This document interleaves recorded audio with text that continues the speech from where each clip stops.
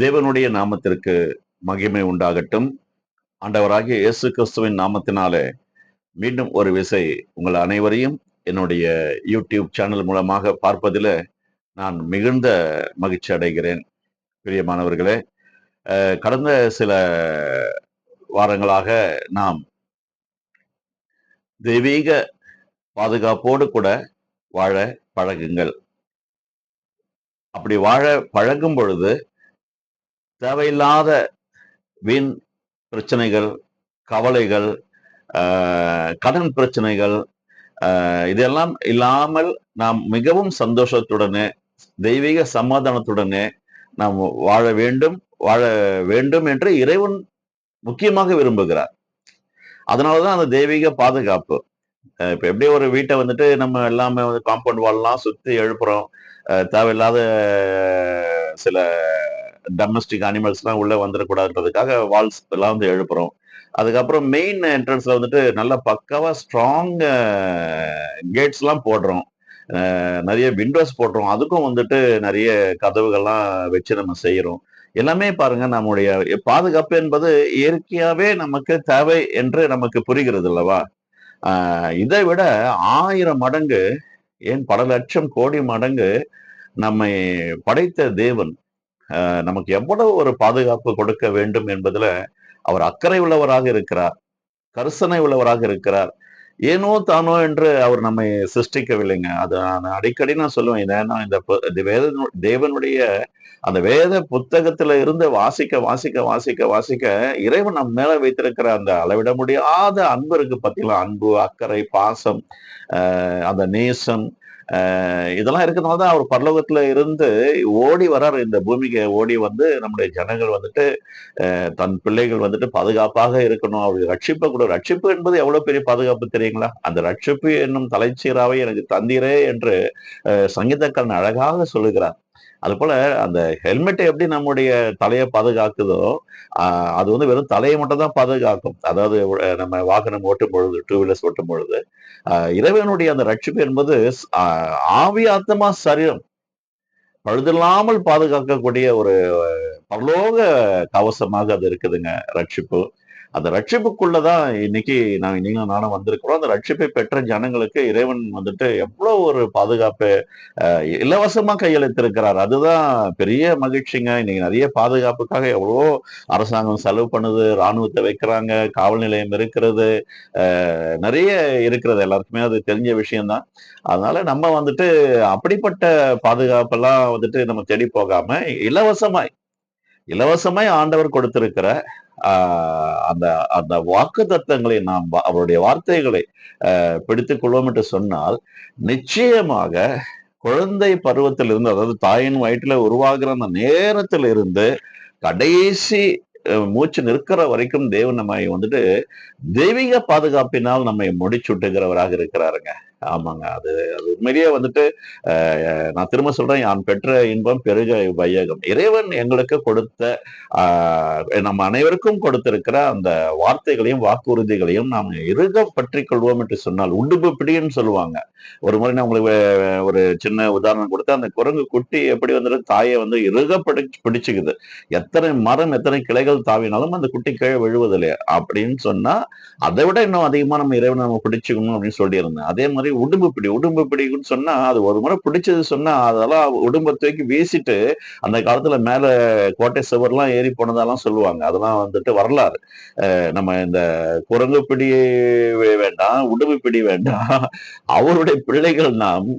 அவருடைய பாச கயிற்றினால் நம்ம கட்டப்பட்டிருக்கிறோம். அதனால அப்பா சொன்ன அந்த வார்த்தைகளை எவ்வளவு ஸ்ட்ராங்கா பிடிக்க முடியுமோ அவ்வளவு ஸ்ட்ராங்கா நம்ம பிடிச்சோம்னு சொன்னா, நிச்சயமா சொல்றேங்க, கடைசி வரைக்கும் எந்த விதமான அசம்பாவிதங்கள் இல்லாமல், ஐயோ அகால மரணம் வந்துருச்சு. இன்னைக்கு பாருங்க, நிறைய பேர் ரோட்ல வந்துட்டு ஆக்சிடென்ட் ஆகுறாங்க. ஆக்சிடென்ட் ஷுட் நாட் ஹேப்பன் சொல்றாரு இறைவனு. ஆனா நிறைய ஆக்சிடென்ட்ஸ் நடக்குது. அது ஏன் நடக்குதுன்னு பாத்தீங்கன்னா, நான் சொல்லுவேன், வெஹிக்கிள்ஸ்ல எந்த ப்ராப்ளமும் இல்லைங்க. மேனுஃபேக்சரர்ஸ உண்மையிலேயே நம்ம பாராட்டணும்.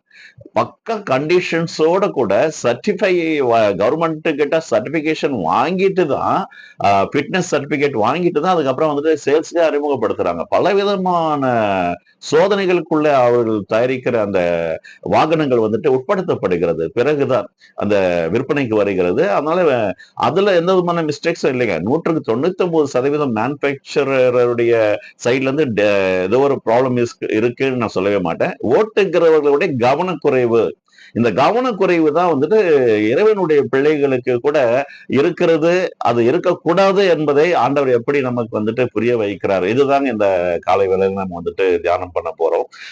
ஏன் இவ்வளவு பெரிய பாதுகாப்பு நமக்கு தேவைப்படுது அப்படின்னு இறைவனுக்கு தான் தெரியும். நம்முடைய உண்மையான வேல்யூ வந்துட்டு நமக்கே கூட சில நேரத்தில் தெரியறது இல்லைங்க. நம்ம சில நேரத்துல நம்ம அசட்டை பண்ணுவோம். ஆனால் வந்துட்டு இறைவனுக்கு தான் உலகம் முழுவதும் அவருடைய சௌந்தரியத்தினால், அதாவது அவருடைய ஐஸ்வர்யத்தினால் நிறைஞ்சிருக்குதுங்க. பொண்ணு, வெள்ளி எல்லாம் இன்னைக்கு என்ன மாதிரி விலை விக்குது. அது ஜனங்க தேடி ஓடுறாங்க. அதை வாங்கணும், சேர்க்கணும் சொல்லிட்டு. அப்படின்னா அதுக்கு எவ்வளவு பெரிய வேல்யூ கொடுத்திருக்காரு. உலகத்துல இருக்க எல்லாவற்றையும் பார்க்கலாம். உங்கள் மேல என் மேல வந்துட்டு இறைவன் வந்து ரொம்ப அக்கறை உள்ளவராய், கரிசனை உள்ளவராக இருக்கிறாங்க. அதான் ஏசப்பா ஒரு வார்த்தை ரொம்ப அழகா சொன்னாரு. ஒருவன் இந்த உலகம் முழுவதையும் ஆதாயப்படுத்தி கொண்டாலும் தன் ஆத்துமாவை நஷ்டப்படுத்தினால் அவனுக்கு பிரயோஜனம் என்ன? அப்படின்னா வேல்யூ இதுதான் நான் சொல்றேன். அவருக்கு மட்டும்தான் உலகத்துல இருக்கிற எல்லா பொருட்களுக்கும் அவர்தான் அதிகாரி. அது எல்லாத்துக்குமே ஒரு மதிப்பு உண்டுங்க. மண்ணுக்கு மதிப்பு உண்டு. அதனாலதான் கோடிக்கணக்கில் கொடுத்து வாங்குறாங்க ஜனங்க. நிலத்தை வாங்குறாங்க, வீடை வாங்குறாங்க, எல்லாம் செய்யறாங்க. மதிப்பு எல்லாவற்றுக்குமே மதிப்பு உண்டு. ஆனால் 2 தட்டுல உலகத்திலே ஒரு தட்டுலயும் உங்கள மட்டும் தனியா சொல்றேன். குடும்பமா இல்ல. ஒரே ஒரு மனுஷன் அல்லது ஒரு மனுஷன் ஒரு தட்டுல வச்சா, நீங்க தாங்க அவருக்கு வந்துட்டு அதாவது எந்த நிர்ணயமும் பண்ண முடியாத விலையேற பெற்ற சொத்து நீங்களும் நானும். ஓகே. ஏன் இந்த பாதுகாப்பு கர்த்தர் வந்து நம்முடைய பிள்ளைகளுக்கு கொடுக்கணும்னு ஆசைப்படுறாரு அப்படின்னு நினைச்சீங்கன்னா, 1 பேதுரு 5வது அதிகாரம் 8வது வசனத்துல பேதுரு ரொம்ப அழகா சொல்றாரு. அவங்களுக்கெல்லாம் எவ்வளவு ஒரு அனுபவம் இருந்திருக்கு பாருங்க. இந்த உலகத்துல நமக்கு முன்னாடி வாழ்ந்து கடந்து போனவங்க. தேவனுடைய அற்புதங்கள் எல்லாம் கண்கூடாக பார்த்தவர்கள். பேதுரு சொல்லுகிறார், தெளிந்த புத்தியுள்ளவர்களாக இருங்கள். ரொம்ப பிடிச்சிருக்கு. விழித்திருங்கள், ஏனெனில் உங்கள் எதிராளியாகிய பிசாசானவன் கர்ஜிக்கிற சிங்கம் போல எவனை விழுங்கலாம் என்று வகை தேடி சுற்றித் திரிகிறான். இது உங்களுக்கு எனக்குமே தெரியாத ஒரு காரியம் நடக்குதுங்க இந்த உலகத்துல. இறைவன் வந்து தம்முடைய பிள்ளைகளை இந்த பூமிக்கு கொண்டு வந்து அவருடைய நாமத்தின் மகிமைக்காக இங்க நம்ம வாழணும் அப்படின்னு சொல்லிதான் எவ்வளவு பெரிய ஆசீர்வாதங்களினால் நிரப்பி இந்த பூமியை வந்து இது வந்துட்டு எம்டி வேர்ல்டு இல்லைங்க இது. தேவனால் ஆசீர்வதிக்கப்பட்டிருக்கிற விலை மதிப்பிட முடியாத ஒரு பொக்கிஷம் தான் இந்த பூமியில இருக்குதுங்க. அதுலதான் நீங்களும் நானும் வந்துட்டு வாழ்ந்து அனுபவிச்சு கொண்டிருக்கிறோம். ஆகவே இந்த சூழ்நிலையில இறைவனுக்கு தானே தெரியும். அவருடைய எதிராளி யாரு? அவர் விழுந்து போன அந்த தேவ தூதன். அவன் வந்துட்டு அவனை பத்தி பேசும்பொழுது எதிராளியாகிய பிசாசு என்றே பேதுரு அழகாக சொல்லுகிறார். விழித்திருங்கள் சொல்றார். தெளிந்த புத்தி உள்ளவர்களாக இருங்கள். இந்த தெளிந்த புத்தி வேணும்னா என்ன பண்ணணும்? இறைவனுடைய அந்த தெளிந்த வார்த்தையை, அந்த ஞான பாலை நீங்களும் நானும் ஒவ்வொரு நாளும் பருக வேண்டும், ஆசையாக பருக வேண்டும். அந்த குழந்தை, பிஞ்சு குழந்தை தன்னுடைய சின்ன வாயில வந்துட்டு அம்மாவுடைய மடியில இருந்து அந்த பாலை வந்துட்டு எப்படி ஆசையா உறிஞ்சு குடிக்குமோ, அதை விட இன்னும் அதிகமாக புத்தி உள்ளவர்களாக இருங்கள் என்றும் விழித்திருங்கள் என்றும், உங்கள் எதிராளியாக பிசாசானவன் கர்ஜிக்கிற சிங்கம் போல எவனை விழுங்கலாமோ என்று is ready to destroy our life. அதனால நம்ம என்ன பண்ணணுமா, விட்டு கொடுக்க கூடாது, உதாசீனப்படுத்த கூடாது. தேவன் என்னோட கூட இருக்கிறார், அவர் எனக்கு பாதுகாப்பை உறுதி செய்திருக்கிறார். அந்த பாதுகாப்பை எடுத்துக்கொண்டுதான் நான் வெளியில நான் கடந்து போவேன் என்று நாம் ஒவ்வொரு வசனங்களாக நாள் முடிந்த அளவிற்கு நான் எடுத்து சொல்லி இறைவனுடைய கிருபையில உங்களுக்கு நான் உபதேசம் செய்யலாம் என்று இருக்கிறேன். கவனமாக கேளுங்கள். ஆகவே வகை தேடி திரிகிற அந்த பிசாசுக்கு நாம் இடம் கொடாமல் இருக்க வேண்டும் என்று சொல்லி ஆண்டவர் இவ்வளவு 7 அடுக்கு பாதுகாப்பு இல்லைங்க, பரலோகத்துல ஆரம்பிச்சிருக்கிற அந்த பாதுகாப்பு பூமியில நம்ம இருக்கிறோமே, நம்மை சுற்றிலும் அந்த பாதுகாப்பு இருக்குதுங்க. தேவ தூதர்கள் எல்லாம் இன்னைக்கு என்ன பண்றாங்க? உங்களுக்காகவும் எனக்காகவும் மினிஸ்ட்ரி பண்ணி கொண்டிருக்கிறாங்க. ஆவியானவர் என்ன செய்து கொண்டிருக்கிறாரு? இயேசுவானவர் என்ன செய்து கொண்டிருக்கிறார்? வாக்கு கடங்காத பெருமூச்சுகளோடு கூட இரவும் பகலும் உங்களுக்காக எனக்காக ஜெபிக்கிறார்களாம். எசேக்கியா அடிக்கடி சொல்லுவார், நீங்க அவ்வளவு பெரிய விஐபியா அப்படின்னு சொல்லுவாரு. நீங்களும் நானும் அவ்வளவு பெரிய விஐபியா? நிச்சயமா சொல்றேன். அவருடைய அன்புக்கு இலக்கணம் இல்ல, கண்டுபிடிக்க முடியல. அகாப்பே அன்புன்னு சொல்லிட்டாங்க. அதாவது விவரிக்க முடியாத, எதையும் எதிர்பார்க்காத தெய்வீக அன்பின் பேரு தான் அகாப்பே அன்பு. அதற்கும் மேல எப்படி எல்லாம் விவரிக்க முடியுமோ, கர்த்தர் வசனத்தை தந்தார். அதை பிரசித்திப்படுத்துகிறவர்களுடைய கூட்டம் மிகுதின்னு சொல்லப்பட்டிருக்கு. நீங்க நானெல்லாம் எழுந்து ராத்திரி பகலா பிரசங்கம் பண்ணினா கூட அவருடைய அன்பை குறித்து, அவருடைய தயவை குறித்து, இரக்கத்தை குறித்து யாராலையும் பேசி முடிக்க முடியாது. திருப்தியும் அடைய முடியாதுங்க. நாம மனிதர்கள் தானே. இந்த சின்ன அறிவுல, சின்ன மூளையில நம்ம இவ்வளவு பெரிய அந்த சராசரத்தை படைத்த, அகில உலகத்தை படைத்த அந்த பிரம்மாண்டமான தேவனை குறித்து விவரித்து முடிக்க முடியாது. அது ஆமா. அவர் அவ்வளவு பெரியவராக இருக்கிறார். உலகத்தில் உள்ளவனை பார்க்கலாம் உங்களுக்குள்ளும் எனக்குள்ளும் இருக்கிற தேவன் மிகவும் பெரியவராய் இருக்கிறார். ஹல்லேலூயா. சரி. கடந்த முறை 91 சங்கீதம் 1-16 வரைக்கும் உள்ள வசனங்களை கவனமாக வாசித்து அதை மனப்பாடம் செய்யுங்கள் தயவு செய்துன்னு சொன்னேன். அதுல 2-3 வசனங்களை உங்களுக்கு நான் கோட் பண்ணி காமிச்சேன். இன்றைக்கு வந்துட்டு அதே 91 ஆரம்பிக்கலாம். 91 சங்கீதம் 11 மற்றும் 12. உன் வழிகளில் எல்லாம் உன்னை காக்கும்படிக்கு உனக்காக தம்முடைய தூதர்களுக்கு கட்டளையிடுவார். உன் பாதம் கல்லில் இடராதபடிக்கு அவர்கள் உன்னை தங்கள் கைகளில் ஏந்தி கொண்டு போவார்களாம். தூதர்களுக்கு கட்டளையிட்டு இருக்கிறாருங்க. அவங்க எப்பவுமே இறைவனை சுற்றி துதி பாடுகிற தேவ தூதர்கள், மைக்கேல், கேப்ரியல் என்று சொல்லப்படுகிற பிரதான தூதர்களும் அவர்களுடைய கூட்டாளிகளும் நமக்கு இன்னைக்கு என்ன பண்றாங்க? இந்த பூமியில அவருடைய விஐபியா நம்ம இருக்கிறோம். அவருடைய பாச பிள்ளைகளா நம்ம இருக்கிறோம். அவருடைய ஜீவன் நமக்குள்ள வாசம் செய்து கொண்டிருக்கிறது. அவரே வார்த்தையின் வடிவில, ஒளியின் வடிவில, ஆவியின் வடிவில நமக்குள்ளே வந்துட்டு வாழ்ந்து கொண்டிருக்கிறார். அப்படின்னா இது வந்துட்டு எவ்வளவு பெரிய ஒரு பாதுகாப்பு கொடுக்கணும்னு உங்களுக்கு எனக்கு கூட தெரியாதுங்க. we do not know about our own values. நம்ம இறைவன் தான், நம்ம படைத்த இறைவனுக்கு தான் அந்த முழுக்க முழுக்க அந்த வேல்யூ, அந்த மதிப்பு தெரியும். உன் வழிகளில் எல்லாம் உன்னை காக்க முடியும். ஒவ்வொரு முறையும் நாங்க வந்துட்டு பிரயாணம் பண்ணும் பொழுது, என்னுடைய வியாபாரத்திற்கும் சரி, எந்த பிரயாணமாக இருந்தாலும் சரி, இந்த சங்கீதம் 91, 11, 12 மறக்காம கன்ஃபஸ் பண்ணிட்டு போயிடும். இன்னைக்கு வரைக்கும் எத்தனையோ பல லட்சம் கிலோமீட்டர் என்னுடைய பிசினஸ்ல ஜர்னி பண்ணிருக்கிறேங்க.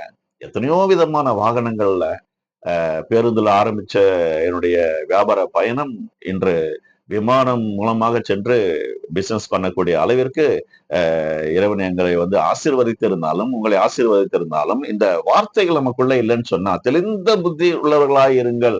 உங்களுடைய எதிராளியான பிசாசானவன் சொல்லப்பட்ட கர்ஜிக்கிற சிங்கம் போலயும் விழித்திருங்கள் சொல்லப்பட்டிருக்கு. அப்ப இந்த விழிப்பும் இந்த தெளிந்த புத்தியும் இருந்தால் மட்டும்தான் இறைவனுடைய வார்த்தைகளையும் அவருடைய வாக்கு தத்தங்களையும் நாம் வந்துட்டு மனசுல வச்சு அதை அறிக்கை செய்து புறப்பட்டு போகும் பொழுது அந்த வார்த்தைகள் நம்மை அப்படியே சூழ்ந்து கொள்கிறது.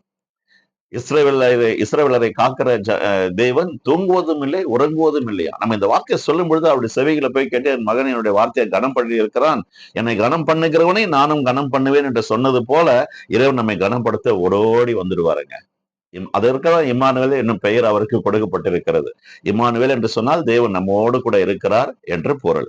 இன்னைக்கு நம்ம பார்க்கிற காரியமே விசேஷமா அந்த தேவனுடைய பாதுகாப்போடு கூட வாழ பழகுங்கள். பாதுகாப்பு அதுல வந்து என்ன சொல்ல வரீங்கன்னா, God's protection on our life journey, life time journey. அம்மாவுடைய வயிற்றுல கருவாக உருவாக்கப்படுகிறோம் அல்லவா, அந்த 10 மாதம் தாய் தகப்பன கூட தெரியாது நம்முடைய நிறம் என்ன, நம்முடைய அங்க அவயங்கள் எப்படி சிருஷ்டிக்கப்பட்டது இருக்கிறது, ஒன்றுமே தெரியாதுங்க. குழந்தை வெளியில வந்ததுக்கு அப்புறம் தான் அவங்க பார்த்து ரசிக்கிறாங்க, கடவுளுக்கு நன்றி சொல்றாங்க. ஆனா அந்த 10 மாதங்களும் இறைவன் எப்படி தாயின் வயிற்றில் நீ கருவாக இருக்கும் பொழுது என்னுடைய கண்கள் உன்னை கண்டதுன்னு சொல்றாருங்க. எனக்கு இது ரொம்ப பிரமித்து போறேன் நானு. என்னுடைய கண்கள் உன்னை கண்டது, என்னுடைய கரங்கள் உன்னை தாங்கினது சொல்றாருங்க. நம்ம இப்ப சொல்லுவோமா, தாய் தான் என்ன தாங்கினா, தகப்பன் தான், அது அவங்க வந்து ஒரு இன்ஸ்ட்ருமெண்ட்ஸ், அவ்வளவுதான். நான் அவங்களெல்லாம் வந்துட்டு அம்மா அப்பான்னு கூப்பிட்டாலும் கூட என்ன இறைவனுடைய பார்வையில இறைவனே நம்மை நண்பர்களாக ட்ரீட் பண்றாராம். ஆபிரகாமும் தாவீதும் என் இருதயத்திற்கேற்ற தாசர்கள், நண்பர்கள் சொல்லிட்டாரு. இன்னைக்கு அவங்கள மட்டும் சொல்லல, அவங்க சொன்ன அதே தேவன் உங்களையும் என்னையும் வந்துட்டு நண்பர் தான் பார்க்கிறாரு. அதே போல நான் என் தாய் தகப்பனையும் என் சகோதரர்களையும் சகோதரிகளையும் உங்களையும் கூட நண்பர்களாக தான் பார்க்கிறேன். நீங்கள் நானும் வந்துட்டு அவருடைய பார்வையில ஒரே மாதிரி இருக்கிறோங்க. ஆமா, அவ்வளவுதான். நமக்குள்ள வந்து ஏற்றத்தாழ்வுகள் இருப்பதற்கு கொஞ்சம் கூட அவசியம் இல்லைங்க. அதனால இந்த பாதுகாப்பு என்பது நீங்க உங்களுடையது, என்னுடையது என்று சொல்லிட்டு நீங்க என்ன பண்ணணும்? கிளைம் பண்ணணும், ப்ரொக்ளைம் பண்ணணும். அப்படி இருக்கும் பண்ணும் பொழுது எல்லா காவலோடும் உன் இருதயத்தை காத்துக்கொள். அந்த இருதயத்தை எதுக்கு காத்துக்க சொல்றாருன்னா, வேற எந்த விதமான அசுத்தமான காரியங்கள் நம்முடைய இருதயத்துல வந்து உட்கார்ந்துரும் ஆட்டோமேட்டிக்கா. நமக்கே தெரியாது தூசி எப்படி நமக்கு கேட்டா உள்ள வருது. எதுக்கு அப்பப்ப நம்ம கிளீன் பண்றோம்? வீட்டெல்லாம் ரூம் எல்லாம் எதுக்கு கிளீன் பண்றோம், பெயிண்ட் பண்றோம்? நம்ம அறியாமலே இவ்வளவு தூசிகள் உள்ள வந்துருது. என்னதான் கதவுகளை மூடி வச்சாலும். அதே மாதிரிதான் இந்த உலகத்துல இருக்கிற பொல்லாத அசுத்தங்கள், நாசங்கள், அந்த கர்ஜிக்கிற சிங்கம் போல இருக்கிறவன் எவனை விழுங்கலாமோ என்று வகை தேடி சுற்றித் திரிகிறானாம். அதனால நம்ம ஜாக்கிரதையா இருக்கணும். மத்தேயு எழுதின சுவிசேஷத்துல 17வது அதிகாரத்துல 15வது வசனத்துல அடிக்கடி தீயிலும் ஜலத்திலும் என் மகன் விழுகிறான் என்று சொல்றாரு. ஆண்டவர் சொல்றாரு, உன் வழிகளெல்லாம் உன்னை காக்கும்படி உனக்காக தம்முடைய தூதர்களுக்கு கட்டளையிடுவார், உன் பாதம் கல்லில் இடராதபடிக்கு. கீழே விழுந்துடக்கூடாதான் நம்ம. தன் தூதர்களுக்கு கட்டளையிடுவார் சொல்லப்பட்டிருக்கு. இந்த இடத்துல ஒரு நபர் வந்துட்டு என்ன பண்றாரு? தன்னுடைய மகன் வந்துட்டு அடிக்கடி கீழே விழுறான், தொப்பு தொப்புன்னு விழுறான், தடுக்கி விழுறான். அதுவும் தீ எங்காவது இருந்தா அங்க போய் தொப்புன்னு விழுந்துடுறான். அதனாலதான் பாருங்க அந்த வசனம் அழகா சொல்லியிருக்கு பாருங்க. பேதுரு சொல்லியிருக்கிறாரு, எவனை விழுங்கலாமோ வென்று. இவனை விழுங்கணும்னு சொல்லிட்டு பிளான் பண்ணியிருப்பான் போல. அவன் காத்துட்டு இருக்கிறான். நல்ல வேளை அந்த அந்த மகனுடைய தகப்பன் வந்துட்டு இயேசுவானவரை சந்திக்கக்கூடிய ஒரு சூழ்நிலை வருது. முறையிடுறாரு, வேண்டுதல் செய்யறாரு, என் மகனை கொஞ்சம் நீங்க காப்பாத்தி கொடுங்கப்பா அப்படின்னு. அந்த மகனுக்கு சுகத்தை கொடுத்து அனுப்புறாரு. கீழே விழக்கூடாது. என் பிள்ளைகள் பாருங்க, ஸ்கூலுக்கு போகும்பொழுது என்னுடைய மனைவி என்ன பண்ணுவாங்க கேட்டீங்கன்னா, அந்த 2 சின்ன பிஞ்சு பாதத்தை மேல கையை வச்சு ஆண்டவர்கிட்ட ஜெபம் பண்ணுவாங்க. நான் பார்த்திருக்கிறேன். ஒவ்வொரு நாளும் ஷூ, சாக்ஸ் எல்லாம் போட்டதுக்கு அப்புறம், இறைவா உம்முடைய வார்த்தைகள் இப்படி சொல்லுது, இவங்களுக்கு பத்திரமா பத்திரமா கொண்டு போய் பத்திரமா கொண்டு வாங்கப்பா அப்படின்னு சொல்லுவாங்க. இன்னைக்கு வரைக்கும் அந்த பாதுகாப்பை வந்து நாங்க உறுதி செஞ்சுட்டே இருக்கிறோம். நீங்களும் வந்துட்டு உறுதியை செய்யணும். செஞ்சுட்டு நம்ம வந்துட்டு போகும்பொழுது ஒரு நம்பிக்கை நமக்கு வந்துடும் பாருங்க. கான்பிடன்ட் வந்துடும். ஏன்னா தலையில ஒரு ஹெல்மெட் போட்டு போனா, அப்பா I feel better, I feel good. அதே மாதிரி சீட் பெல்ட் போட்டு டிரைவ் பண்ணும்போது car, I feel better, I feel good. அதே மாதிரி அதை விட இன்னும் அதிகமா இறைவனுடைய வார்த்தையை நம்ம அறிக்கை செஞ்சுட்டு போகும்பொழுது நிச்சயமா வந்துட்டு ஒரு பெரிய ஒரு சாட்டிஸ்பேக்ஷன், அதுக்கப்புறம் ஒரு பெரிய கான்பிடென்ட் வந்துட்டு கான்பிடென்ட் லெவல் வந்துட்டு நல்லா இன்க்ரீஸ் ஆகுறதை நம்மளால பார்க்க முடியுதுங்க. உபாகமம் 28வது அதிகாரம் 6வது வசனம் மற்றும் 7வது வசனம் என்ன சொல்லுகிறது? நீ வருகையிலும் ஆசீர்வதிக்கப்பட்டிருப்பாய், நீ போகையிலும் ஆசீர்வதிக்கப்பட்டிருப்பாய். பாருங்க, போகும் பொழுதும் தேவன் வந்துட்டு நம்மளுக்கு ஆசீர்வாதத்தை கொடுக்கிறாராம். விபத்தில்லாத ஒரு பயணம். திரும்ப வரும்பொழுதும், போகும்பொழுதும், திரும்ப வரும்பொழுதும். அப்படின்னா இஸ்ரவேலரை காக்கிற தேவன் உறங்குவதும் இல்லை, தூங்குகிறதும் இல்லை என்று சொல்லப்பட்டிருக்கிற அந்த வார்த்தையின்படி எவ்வளவு ஒரு அவருக்கு ஏன் நம்ம மேல இவ்வளவு அக்கறை? இது பெரிய கேள்விதானே. உலகத்துல யாருக்குமே இல்லாத அக்கறை நம்மை படைத்த இறைவனுக்கு மட்டும் அவ்வளவு அக்கறை எப்படி வந்ததுன்னு எனக்கு தெரியல. அது அவரை தான் நம்ம கேட்கணும். அவர் கொடுத்திருக்கிற இந்த இலவசமான பாதுகாப்பு பரிசையை அள்ளிக் கொள்ளுங்கள், பெற்றுக்கொள்ளுங்கள். பெற்றுக்கொண்டு நம்ம என்ன பண்ணலாம்? எங்க போனாலும் சரி, ட்ரெயின்ல போங்க, பஸ்ல போங்க, பிளைட்ல போங்க, எங்க பார்த்தாலும் ஜனங்களுக்கு ஒரே பயம். போகும்பொழுது ஏதாவது ஆயிடுமோ அப்படின்னு சொல்லிட்டு மற்ற ஜனங்கள் என்ன பண்றாங்க? உலக பிரகாரமான பாதுகாப்பை எல்லாம் தேடி போறாங்க. அது என்ன மாதிரி பாதுகாப்பு அப்படின்னு சொல்லிட்டு கிரிட்டிசைஸ் பண்றதுக்கு நான் ரெடியா இல்ல. நமக்கு வந்துட்டு இறைவன் கொடுத்திருக்கிறாரு. அவருடைய வார்த்தைகள் தான் நமக்கு என்ன பண்ண முடியுமா? பாதுகாப்பு கொடுக்க முடியும். அதனால இன்னொரு அந்த வசனத்தை பாருங்க, 7வது வசனம், உபாகம் 28:7. சத்துரு ஒரு வழியாய் வர முயற்சி பண்ணினால் அவன் 7 வழியாய் உனக்கு முன்பாக ஓடி போவார்கள் சொல்றாரு. அப்ப இது எப்படி நீங்க நானும் செய்ய போறோம்? ஒரு பக்கம் பிசாசானவன் வந்துட்டு நம்ம ஆரம்பிக்கிற அந்த ஜர்னிய, பயணத்தை அவன் பார்த்துட்டு இருக்கான். இறைவனும் பார்க்கறது போல அவனும் பார்த்துட்டு இருக்கான். வரானா வந்து இந்த இடத்துல வந்து மாட்டுவானா, இந்த இடத்துல இருந்து கார்னர் பண்ணுவோமா, ஆக்சிடென்ட்டை உண்டு பண்ணுவோமா அப்படின்னு அவன் துடிக்கிறான். ஆனா இறைவன் சொல்றாரு, நீ என்னுடைய வார்த்தையை என்ன பண்ணிட்டப்பா? நீ அறிக்கை செஞ்சுட்டு நீ புறப்பட்டு போயிருக்கிற. என் வார்த்தையில வல்லமை உண்டு, ஜீவன் உண்டு, பாதுகாப்பு உண்டு என்பதை நீ உறுதியாய் நம்பிக்கொண்டு இருக்கிறபடினால நான் என்ன பண்ணுவேன்? என்னுடைய தேவ தூதர்களை அனுப்பி உன்னை பத்திரமாக பாதுகாத்துக் கொள்வேன். உன் பாதம் கல்லில் இடராதபடிக்கு அவர்கள் தங்கள் கைகளிலே உன்னையும் என்னையும் ஏந்தி கொண்டு போவார்கள். இதைதான் ஆண்டவர் நமக்கு கொடுத்திருக்கிறார். அருமையான வாக்குத்தத்தங்கள் பாருங்க. சங்கீதம் 121 1லிருந்து 8 வசனங்களுங்க. இதை கூட நீங்க எப்படி சங்கீதம் 91 சில சங்கீதங்கள்லாம் ரொம்ப முக்கியமான சங்கீதங்கள். சங்கீதம் 23 கர்த்தர் என் மேய்ப்பராய் இருக்கிறார், நான் தாழ்ச்சி அடையேன். அதை வந்துட்டு அப்படியே மனப்பாடம் பண்ணி நிறைய பேர் வச்சிருக்கிறீங்க.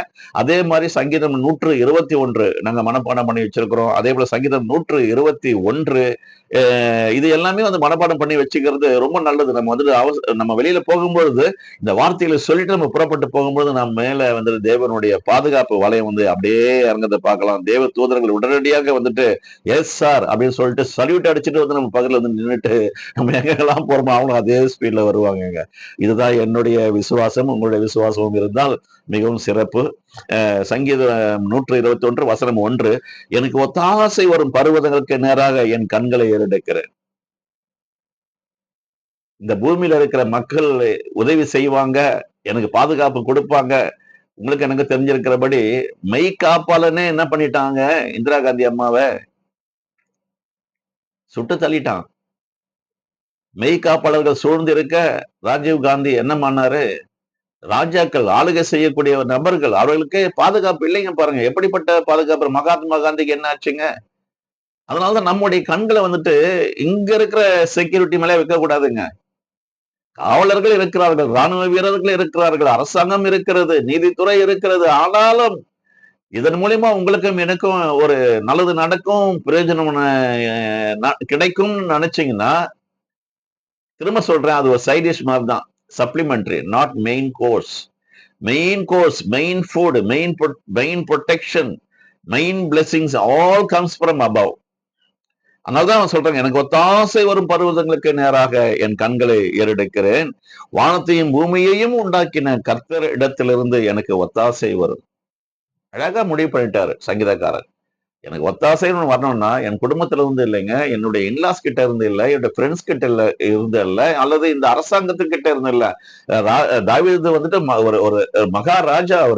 அவர் வந்து இஸ்ரவேல் ஜனத்தை ஆண்டவர், அவரே ஆளுகை செய்தவர். அவர் சொல்றாரு பாருங்க, எனக்கு ஒத்தாசை வரும் பர்வதம் மேல ஒண்ணு இருக்கு, வானத்தையும் பூமியும் உண்டாக்கினவர்கிட்ட இருந்து தான் எனக்கு ஒத்தாசை வரும். ரொம்ப ஸ்ட்ராங்கா சொல்றாரு. அவர் சொல்ற திரும்ப சொல்லும் பொழுது, உன் காலை தள்ளாட ஒட்டார், உன்னை காக்கிறவர் உறங்கார். நம்ம கால் வந்துட்டு ஸ்லிப்பரி கூட ஆகக்கூடாதுங்க. வயசாயிடுச்சு அதனால கீழே வந்துட்டார் நிறைய பேர் சொல்றாங்க. ஆனா வயசான காலத்திலும் கூட சங்கீதம் 92ல கடைசி வசனம் சொல்லப்பட்டிருக்கிறது, முதிர் வயதிலும் அவருடைய பிள்ளைகள் எப்படி இருப்பாங்களாம், பசுமையும் புஷ்டியுமா இருப்பார்களாம். குழந்தைக்கு தான் பசுமை புஷ்டி எல்லாம் இருக்கும், நல்லா புஷ்டியா இருக்கிறது குழந்தைன்னு சொல்லுவோம். ஆனா இறைவனுடைய எதிர்பார்ப்பு பசுமையும் புஷ்டியுமாய் அந்த கடைசி காலத்துல கூட நம்மளால வந்துட்டு வாழ முடியுங்க. நீங்க விரும்பினாதான் ஆண்டவனே எனக்கு போதுமப்பா, எல்லாம் என்னுடைய கடமையெல்லாம் முடிச்சுட்டேன், என்னுடைய ஆவியை உங்களுடைய கரத்துல ஒப்பு கொடுக்கிறேன்னு சொன்னா உடனே ஏஞ்சல்ஸ் அனுப்புவாரு, உங்களை அழகா கொண்டு போயிட்டு பரலோகத்துல உட்கார வச்சிருவாருங்க. இதுதான் நம்முடைய விசுவாசமா இருக்கணுங்க. 4வது வசனம், இதோ இஸ்ரவேலரை காக்கிறவர் உறங்குவதுமே தூங்குகிறதும் இல்லை. நமக்கு வந்து மினிமம் ஒரு 8 ஹவர்ஸ் தூக்கம் வேணும். ஆனா நம்மை காக்கிற தேவன் வந்துட்டு தூங்குவதும் இல்லை, உறங்குவதும் இல்லை. ஏன்னா இந்த குளோபல் எப்படி உருவாயிருக்குன்னா இந்த உலகம், இந்த இடத்துல நீங்க விழித்திருக்கிறீங்கன்னா அமெரிக்க தேசத்துல இரவு நேரமா இருக்கு. அப்ப அங்க இருக்கிற மக்கள் எந்திரிச்சு பணியை செய்ய போகும்பொழுது நம்ம இந்த இடத்துல தூங்கிட்டு இருக்கோம். அப்ப நமக்கு தான் இந்த ரெஸ்ட் எல்லாம் தேவைப்படுது. இந்த அகில லோகத்தையும் எல்லா மக்களையும் பாதுகாக்கக்கூடிய பொறுப்பு அவரிடத்துல இருக்கிறபடினால அவர் தூங்குவதும் இல்லை, உறங்குவதும் இல்லைங்க. இந்த கான்பிடென்ட் வந்துட்டு நமக்கு ஒவ்வொரு நொடி பொழுதும் நமக்குள்ள இருக்கணுங்க. அடுத்த வசனம் சொல்றது 5வது வசனம், கர்த்தர் உன்னை காக்கிறவர், கர்த்தர் உன் வலது பக்கத்துல உனக்கு நிழலாயிருக்கிறாரா.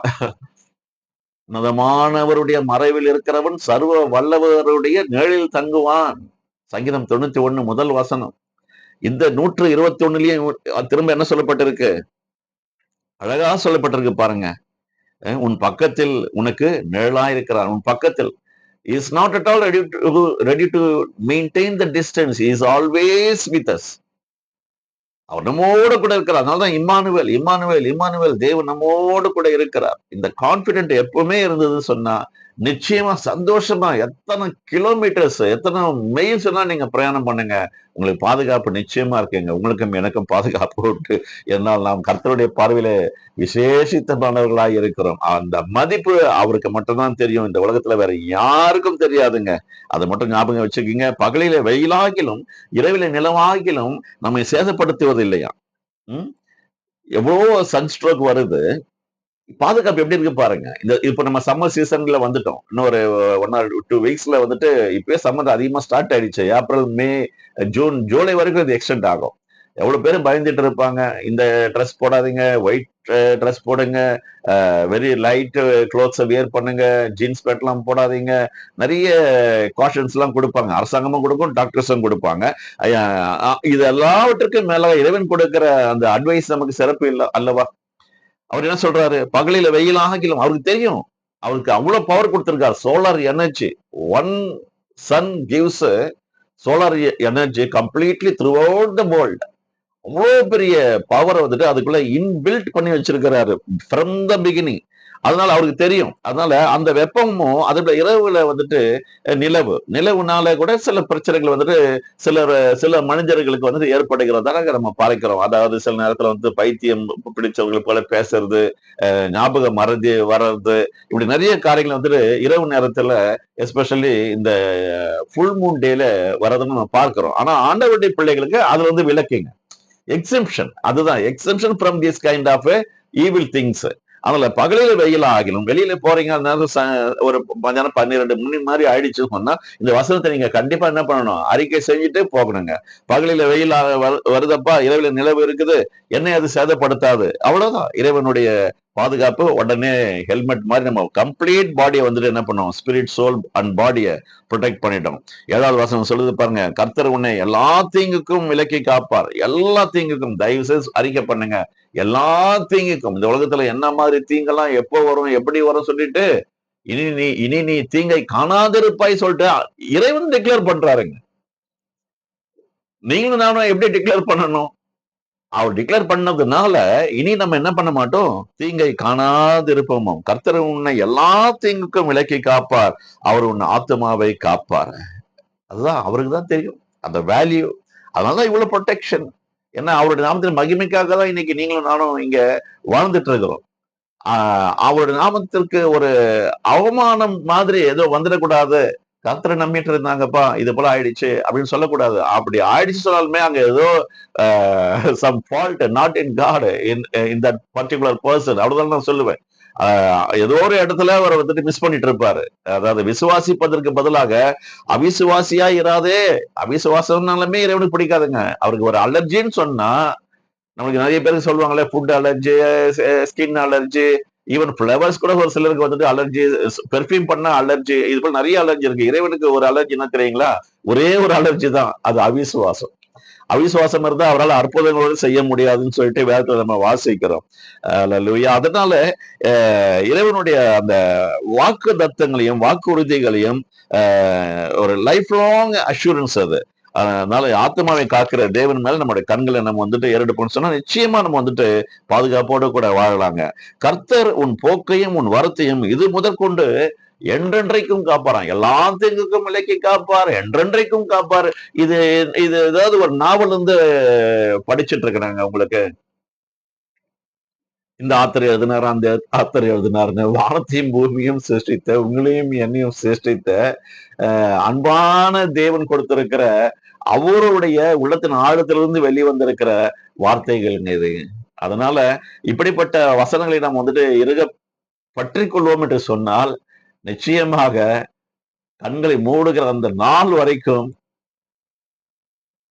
மனுஷனுடைய பலத்துல 80 வயசு 70 வயசு மிகுந்த பலன் இருந்ததுன்னா 70 இருந்து 80 வரைக்கும் தாண்டி போகலாம். இது மோசையுடைய ஸ்டேட்மெண்ட். நான் திரும்ப சொல்றேன், மோசையுடைய ஸ்டேட்மெண்ட் வந்து 70 to 80 தான் நம்முடைய லைஃப் டைம்.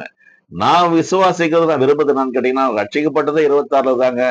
அவ்வளவு நான் இன்னும் இப்பதான் 33 வயசு எனக்கு. அப்படி பாத்தீங்கன்னா ஆவிக்குரிய ஜீவியத்துல மறுபடியும் பிறந்த அனுபவத்தோடு கூட நான் கணக்கு போட்டு பார்த்தோம்னா எனக்கு 33 வயசு தாங்க ஆகுது. சரீர பிரகாரமா 60 இருந்தாலும் ஆவிக்குரிய ரீதியில நான் பார்ன் அகைன் எக்ஸ்பீரியன்ஸ்ல வந்து 33 இயர்ஸ் தான் வந்து கம்ப்ளீட் ஆயிருக்கு. அதனால இன்னும் நான் வந்துட்டு மோசஸ் உடைய டிக்ளரேஷன் பிரகாரம் பார்த்தா கூட இன்னொரு 50 இயர்ஸ் நான் நிச்சயமா வாழணும். அப்போ நோவாவிடம் ஆண்டவர் சொல்லும் பொழுது, மனுஷனுடைய ஆயுசு நாட்கள் என்னுடைய ஆவி மனுஷனுடைய ஆவியோட கூட போராடுவதில்லை. அவன் உள்ள காலமெல்லாம் அவன் வந்துட்டு தீங்கு நினைக்கிறான், உள்ளத்துல கேடுபாடு இருக்குது அவனுக்கு. அவனுடைய ஆயுசு காலங்கள் வந்து 120 தானே அப்படின்னு சொல்றாரு. அவரு சொல்றதை புடிச்சுக்கிட்டேன் நான்.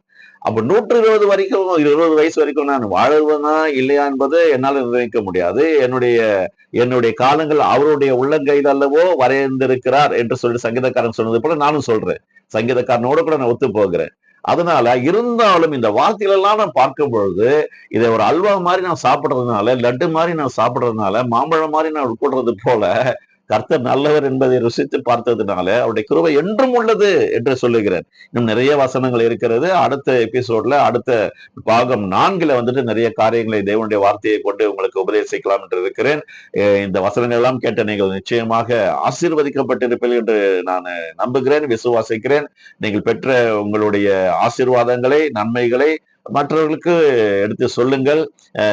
சந்தர்ப்பம் வாய்த்தாலும் வாய்க்காவிட்டாலும் சுவிசேஷத்தை பிரசங்கம் பண்ணுவதில் உறுதியாக இருங்கள். நிச்சயமாக கர்த்தர் பெரிய பெரிய காரியங்களை செய்யக்கூடியவர் தேவனாக நம் மத்தியில உலாவிய கொண்டிருக்கிறார். இதுவரைக்கும் எவ்வளவோ நன்மைகளை செய்த தேவன் இன்னும் அதிக அதிகமாக செய்ய அவர் காத்து கொண்டிருக்கிறார். நம்ம அவரை உற்சாகப்படுத்த படுத்த படுத்த அவர் நம்மை உற்சாகப்படுத்துவாருங்க. சிம்பிளா சொல்லணும்னா, நீ என்னை கனம் பண்ணுப்பா, நான் உன்னை கனம் பண்ணுகிறேன், அவ்வளவுதாங்க. எல்லா துதி கன மகிமை அனைத்தையும் உமக்கே தெரிவிக்கிறோம் எங்கள் தகப்பனே. இயேசு ராஜாவின் இணையற்ற விலையேறப்பெற்ற நாமத்தினாலே பரிசுத்த ஆவியானவருடைய ஒத்தாசையோடு கூட உதவியோடு கூட ஜெபித்து வேண்டிக் கொள்கிறோம் எங்கள் ஜீவனுள்ள நல்ல பிதாவே. ஆமென், ஆமென். கர்த்தர் உங்கள் அனைவரையும் ஆசீர்வதிப்பாராக. மீண்டும் உங்களிடத்துல வந்து நான் யூடியூப் சேனல் மூலமாக சந்திக்கும் வரை உங்களிடத்திலிருந்து நான் விடைபெறுகிறேன். நன்றி, வணக்கம். God bless you all.